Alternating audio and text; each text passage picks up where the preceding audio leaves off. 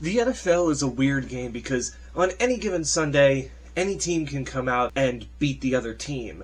But it's one thing when you end up dominating said team. Now, what is a dominating win in the NFL? It can be defined in many different ways. A lot of people think maybe when you pitch a shutout that it is dominant, even though I've seen a fair share of 3-0, 6-0, and 9-0 shutouts in my day, to know that just because your defense gives up 0 points doesn't mean it was dominant all the way through, because the other team still had a chance to win in those games. To me, a dominant win is, I would say, by 20 points or more, where the team just has no chance of winning from the start of the game. You can tell it's going to be one of those long games just by the way it starts. And for the Baltimore Ravens, they've had quite a bit over the years, and I'm going to basically go through what I think over their history have been their most dominant wins, whether we're talking about shutouts or non-shutouts. And I do want to start out with the non-shutouts. These are games where the Ravens did very, very well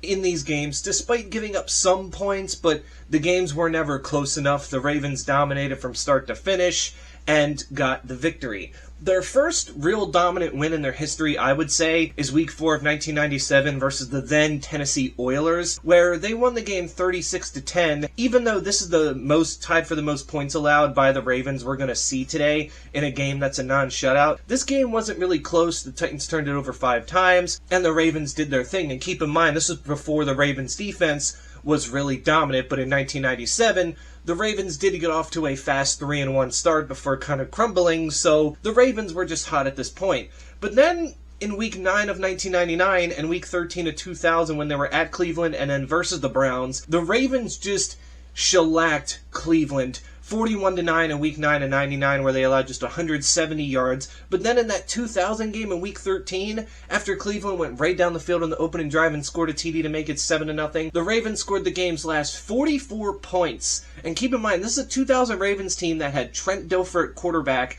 The defense was great. Nobody expected them to put up 44 points, but they won this game 44-7, allowing just 112 total yards and 3 turnovers to Cleveland, and a majority of that 112 yards by Cleveland came on the first drive. So just think about that. After the first drive of the game, the Ravens defense said, no more, and Cleveland couldn't get it going. And I know Doug Peterson and Spurgeon Wynn were in a quarterback for the Browns in that game, but I mean, come on, this was the 2000 Ravens. They're not supposed to be scoring that many points, but they did. It wouldn't even take long for the Ravens to have another dominating win, as in Super Bowl 35 against the Giants. The Ravens defense showed you why it might just be the best of all time. They beat the Giants 34-7. However, their defense didn't allow that touchdown. The touchdown came on a kickoff return from Ron Dixon, meaning that if that kickoff return hadn't happened, we would be looking at the first and only shutout in Super Bowl history, because the Giants didn't even come close offensively to scoring. They had 3 or 4 plays, I can't remember, run on the Ravens side of the field, never getting past the 40, with 152 total yards and 5 turnovers. The Giants couldn't do anything, and it is one of the most dominating Super Bowls, because yes, it was close for a little while, but with the way the Giants offense was playing, you just felt like they weren't going to score at all. And of course, like I said, their offense did not. Now, the Ravens' next real dominating win wouldn't come until 2005, Week 15, when they were playing the Green Bay Packers on Monday Night Football in Baltimore. The Ravens and Packers were having bad years. The Ravens were 4-9 entering this game, the Packers 3-10, so I doubt anybody was really caring about this game, watching this game. But the Ravens just came out and just took control, putting up what was at the time a franchise record 48 points in this game, holding the Packers to 3, to what is to this day still the biggest blowout in Monday Night Football history. The defense forced 5 turnovers, Brett Favre even got benched and they put Aaron Rodgers in, and Kyle Bowler had one of his best games ever offensively as a quarterback, so there's that too. And then the Ravens would, in back-to-back weeks in 2008, in Week 12 and Week 13, dominate their opponents, as against the Eagles at home, they would win the game 36-7, with the game again being close to 15-7, but when the Ravens defense started picking it up and Ed Reed had that 108-yard pick 6, which was one of 5 Ravens turnovers in the game, they would just completely dominate. McNabb played so bad, he got benched for Kevin Kolb, who wasn't much better. And then in Cincinnati a week later, now granted again the Bengals were a bad bad team, but the Ravens had a rookie quarterback and barely beat the Bengals in week 1, so maybe we were kind of expecting this to be a trap game, but it was not. In a 34-3 win, the Ravens allowed 155 total yards and just 6 first downs, and even Mark Clayton threw a TD pass to Derek Mason. That's how good this offense was clicking in that game, where Joe Flacco, a rookie, threw for 280, and Mark Clayton even got himself a wide receiver, got himself a touchdown pass, which we used to run a lot of trick gadget plays with Clayton, so I guess it's not super surprising. A year later, in week 14 in 2009 against the Lions at home, we did what we did to the Packers, just this time to a different NFC North team, beating the Lions 48-3, putting up 548 yards, while giving up just 229 in this one, making the Lions look silly. I don't think Matthew Stafford started this game. I think he was injured, so it was Dante Culpepper, but still, nonetheless, the Ravens just absolutely dominated from start to finish. You never felt like the Lions were going to do anything. Then we're kicking off the season, week 1 of 2011 against the Steelers. This is usually a team that you wouldn't expect us to dominate because of the rivalry itself. It always seems to be close games, whether it's high scoring, low scoring. Very rarely are these two teams going to blow each other out. But in week 1 of 2011, the Ravens said, "This is our division." In Baltimore, they beat the Steelers 35-7 and had not 1, not 2, not 3, but 7 turnovers on defense. 7 against the Steelers. This is with prime Ben Roethlisberger and a team that just came off going to the Super Bowl in the Steelers. We had 7 turnovers. I mean, it's probably the most dominating win against the Steelers I've seen us have, and I've been watching football for 18 years, so pretty impressive to say the least. And of course, the Ravens would win the AFC North that year, going 6-0 in the division. So yeah, that was basically the Ravens kind of like saying, "Hey, we're here, we've arrived, and we're going to take the division from you now because we feel we're better than you." And lo and behold, they were. Now their second matchup later that year would be in Classic, but this one, just complete and utter domination. Then again, we have week 1 of 2018 and week 1 of 2019. Two of the more, I guess you can say, dominant wins I think I've ever seen for the Ravens. And when we talk about non-shutout wins for them, these I would kind of pinpoint as the two that I would say I remember watching being like, wow, I was not expecting this at all. Week 1 of 2018, with Lamar Jackson, a rookie, not starting, we had Joe Flacco, and we beat the Buffalo Bills in Baltimore 47-3, where Nathan Peterman, the Bills quarterback, went 5 for 18, 24 yards and 2 picks. That's why he's the GOAT! The GOAT! Before they benched him for Josh Allen, who played alright, but he was a rookie, so again, you weren't necessarily expecting him to come out and play that great, considering he came in when the game was already out of reach at 40-0. We allowed just 153 total yards in that game, and although the rushing offense wasn't great for us, Joe Flacco threw for 3 TDs, no picks, and we got the job done. And then the very next year, week 1 of 2019 in Miami, Lamar Jackson's now the starter. It's his first week 1 start ever, and what does he do? He goes 17-20 for 324 yards, 5 touchdowns, no picks, a perfect passer rating, just 6 rushing yards for a guy who people said only could really run the ball well. And yes, I get it too, this Dolphins team was bad, but it was week 1. I've seen a lot of fluky losses in week 1 where a bad team beats a good team, because week 1 can still be a little shaky, considering now that the preseason is shortened and a lot of teams, rest their starters in the preseason. The Ravens could have came out flat, but they came out instantly, winning the game 59-10, which the 59 points is the most by the Ravens all time, and only one of 3 times they've ever put up 50 points. And they had what is still a franchise record, 643 total yards in this game. 643. That is just amazing. I don't think I'm ever going to see a Ravens game like this again unless they find a team that's even worse than what this Dolphin team was. But again, it was just complete and utter domination, and it started Lamar's first MVP season. Then later that year, week 12, 2019, it's Monday Night Football. We're playing in LA against the Rams. You think, okay, this is Lamar Jackson's first Monday Night Football start. Maybe things are going to be a little shaky. No, he had 5 incompletions and 5 TD passes, and you know what? Zero turnovers, whether it was an interception or a fumble. The Ravens defense didn't give up a single touchdown, beating the Rams 45-6. And keep in mind, this was the Rams team that just the year prior was coming off a Super Bowl appearance. So again, the Ravens were just dominating another good team that was hoping for the playoffs. Then we have week 4 of 2023, a more recent one, and we were playing the Cleveland Browns, who would end up making the playoffs this season, but Deshaun Watson was hurt, so Dorian Thompson-Robinson was getting the start for Cleveland, making his first ever NFL start. And you would think with it being a Browns home game that they would make things simple for him and, would kind of help him out that he's playing at home. He doesn't have to deal with the noise. But the Ravens came out and, they did kind of dominate. 28-3 may not be one of the more dominant scores we've seen in this video. But when you think about it, Cleveland only had 166 yards of offense. So they really didn't do much of anything. I think at one point it was 7-3, but the Ravens got 2 TDs right before halftime to go up 21-3.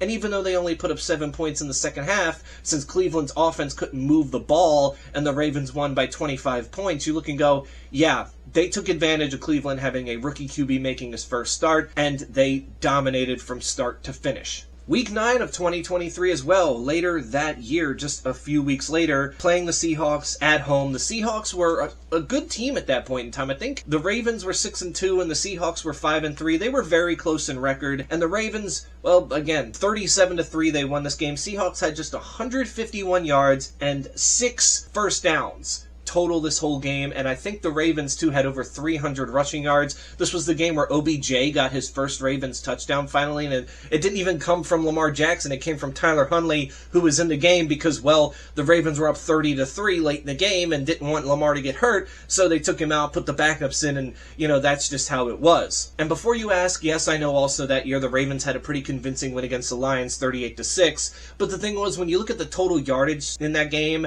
and how the Ravens only forced the Lions to turn the ball over once, it wasn't necessarily dominating. It was just that the Lions moved the ball, went for it on 4th down a lot. We made the stop. It wasn't necessarily something we dominated from start to finish. It was kind of like we took off and the Lions tried to stick with us and they couldn't.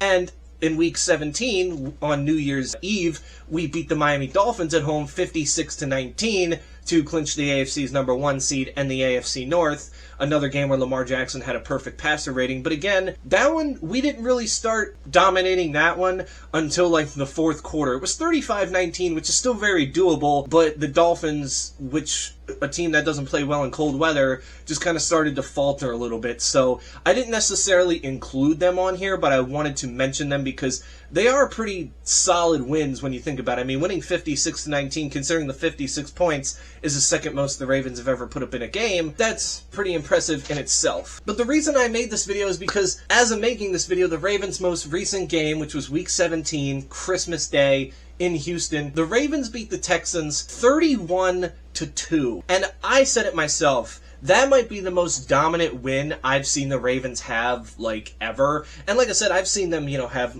a lot of shutouts and blow out opponents.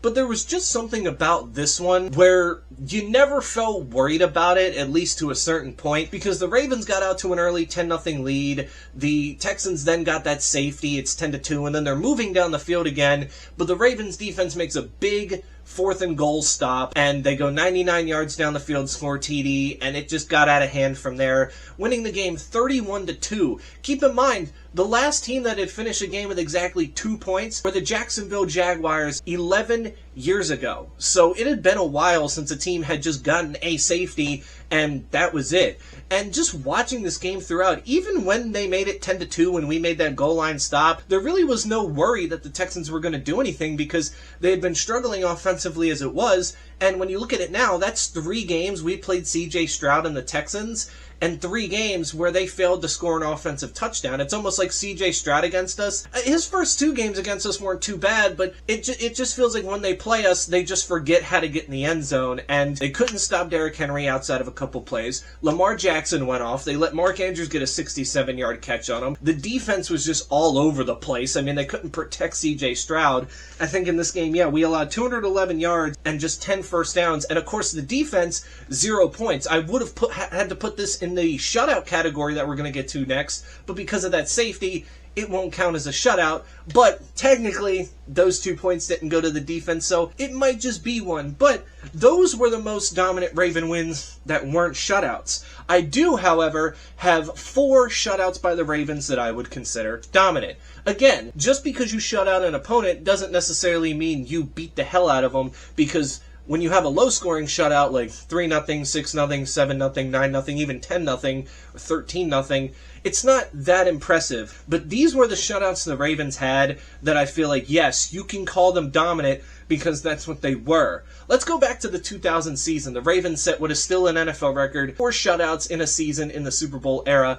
And the second one they had that year, week 4 of 2000 against their division rival, the Bengals, they beat the hell out of them 37-0, allowing just 94 total yards. And for a Bengals team that had Corey Dillon, who would later in that season set the record for rushing yards in a game, he only had 4 rushing yards this whole game. Well, he had 9. The Bengals had 4 the whole game. That is something that you're probably never going to see again. Like, that was just ridiculous. 4 yards. And it's not like the Bengals carried it like 3 times. I think they carried it close to 20 times in that game, and they couldn't get anything going. And then we have week 1 of 2006. The Ravens go to Tampa Bay to take on the Bucks. I believe the Ravens were on like a 9 or 10 game road losing streak at this point. The Bucks were coming off a playoff season. Ravens were coming off a bad year. So I think the Ravens were favored in this game, if I remember. This was the first Ravens game I ever watched because this was my first year watching football.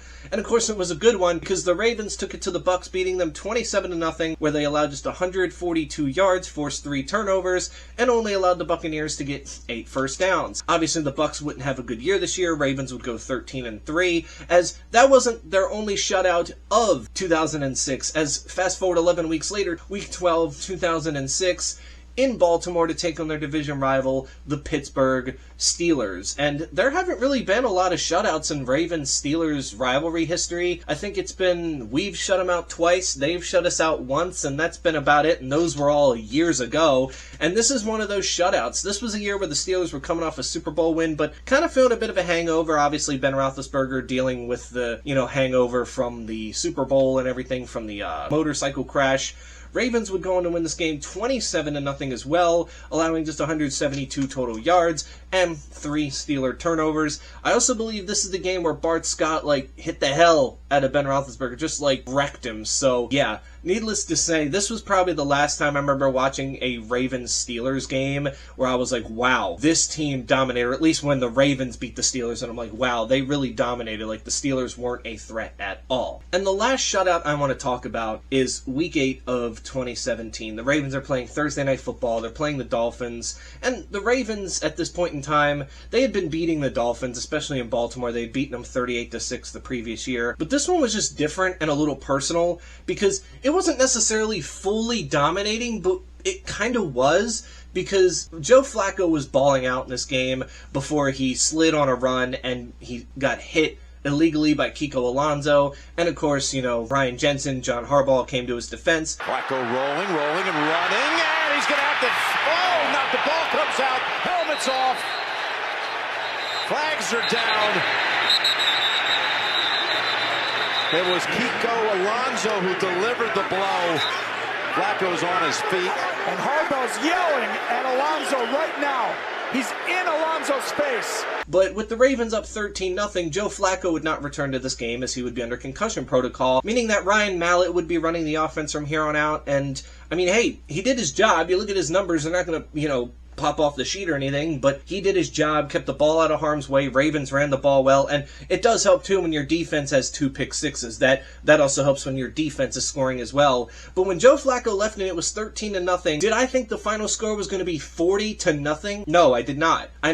This was just complete and utter domination, home field advantage at his best. The Dolphins didn't know what to do. They had 196 yards. Like I said, the Ravens had 2 pick sixes. And I do believe the Dolphins had an opportunity to score with a field goal, but they missed that field goal. So this ends up going down as one of the many shutouts the Ravens have had. But probably their most dominant shutout, because I think this is also the most points the Ravens have scored when shutting someone out. I don't think they've ever gotten that high with shutouts again. And this was a 2017 season where the Ravens had 3 shutouts. But even in those shutouts against the Bengals and Packers, the Ravens did win by over 20 points, but even those games you were like, yeah, but the Ravens weren't necessarily dominant. They did some good things offensively, but they weren't great. But this one, it was actually nice, and it gave us a little bit of like okay, we can sit, we can relax for the night, we don't have to worry if we're going to lose or blow this lead, because we're just not going to do that. So yeah, that is it. Those are what I think were the most dominant wins in Ravens history when we're talking from a non-shutout standpoint and from a shutout standpoint. Like I said, I didn't want to put like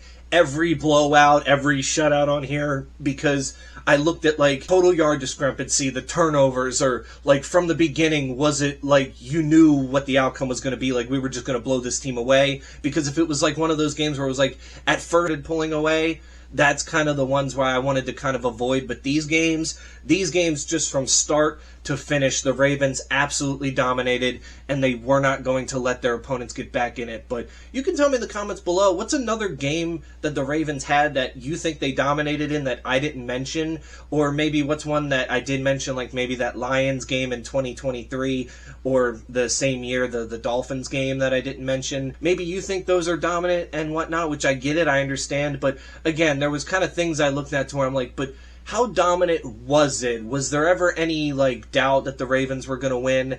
Or, you know, was it really like from start to finish where like, oh, okay, it's just our day? But that's it for me. Stay safe out there. Have a happy new year. And until then, I will catch you all in the next one.